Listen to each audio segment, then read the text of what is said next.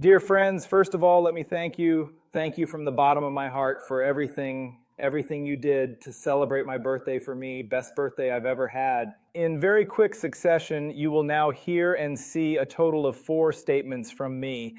I'll start today by explaining to you why the transnational deep state, which is running most of the EU countries and many but not all countries in the Western Hemisphere, for example, Canada, Australia, and New Zealand, but not the US anymore, why this transnational deep state had me abducted in Mexico and put behind bars in Germany. My second statement will explain my view of what's been going on in Iran and the Middle East, including Israel. My third statement will summarize for you a brand new version of my civil complaint, including now a motion for a preliminary injunction and why this should now lead to the end of this fake criminal trial against me and my immediate release from prison by the end of this month or the latest by early June. The fourth statement is one that will not really leave you wondering if it is AI generated or real. As you have seen already, this fake case against me has from the very beginning been a clear-cut case of political persecution, which is a crime to shut me up for good. This will become even clearer in a moment. But first, let us take a look at 2 newspapers, one from Germany and one from Canada.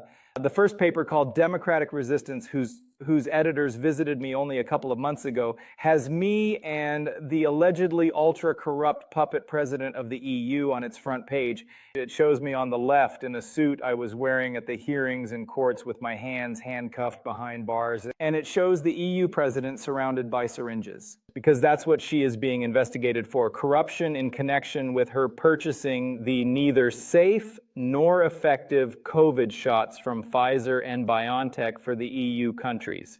The headline reads, "Is this right? He has been in the slammer for 15 months. Now it's more than 30 months.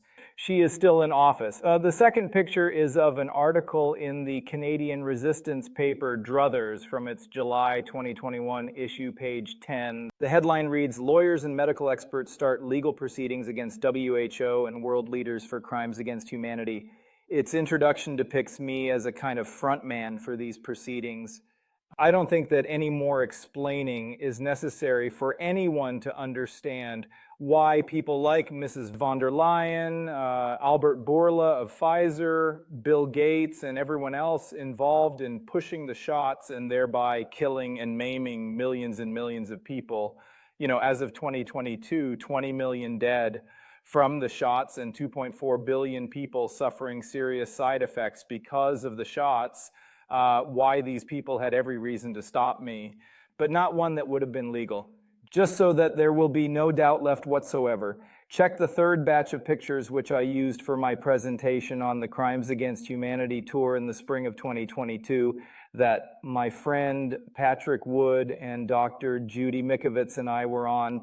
I got these pictures from my colleague Tom Renz, who got them from, I believe, 3 whistleblowing military doctors who later presented them to Senator Ron Johnson, who, if I'm correct, is himself a medical doctor in a Senate hearing. The first picture or slide shows a breathtaking surge of all kinds of diseases right after the start of the vaccine campaign. Keep in mind, these are mostly young and physically very fit people. If this is what happened to them in the military, does anyone believe that it was and is any better among the general population? The second set of pictures shows you how devastating these COVID shots worked on the members of the military as opposed to what happened during the years leading up to the injection campaign. That's the reality you see in the top part of these images below. You can see how the DoD, the Department of Defense, manipulated the charge in order to make it look as though the COVID shots had either no negative effect or even had a positive effect. We will show all this and much more in the upcoming legal investigations and trials with the help of many, many real experts. But there is another extremely interesting, and for this fake legal proceeding against me, highly relevant picture of me that I had forgotten about and whose context has only now come to my attention through a friend from Mexico. It explains why the director of the migration agency in Tijuana and another officer whom he had called to help translate what he said, I believe his deputy, had been so very friendly to me and my wife and even apologized for what they were forced to do. Neither of them knew why we had been detained and then brought to the migration agency. And both of them, plus the honorary counsel, whom I had called, told us that they were just following orders from the German embassy. My wife Inka reminded me that the officer who we believed to be the director's deputy had at one point disappeared into another room to fetch a fax and then told me that I had a problem in Germany which I should take care of and then come back to Mexico so that we could all have dinner together. But he didn't know what kind of problem that was. Then the director asked me if I minded if he took a picture of me with his private cell phone. I said I didn't and sat down on a metal bench. I was just now made aware of the fact that he then sent his photo to a Mexican newspaper who used it for an article that was very positive, almost flattering to me, describing my international legal activities against global corporations, and then explaining about my work criticizing the corona measures and that I was going to sue WHO and many others, and that because of this, the German authorities had me detained and were waiting for my extradition. And it said that the Germans had told the Mexicans that this was because of a fraud I had committed. But the article carefully phrased by emphasizing that I was, of course, innocent until proven guilty, that this was most likely a fake charge.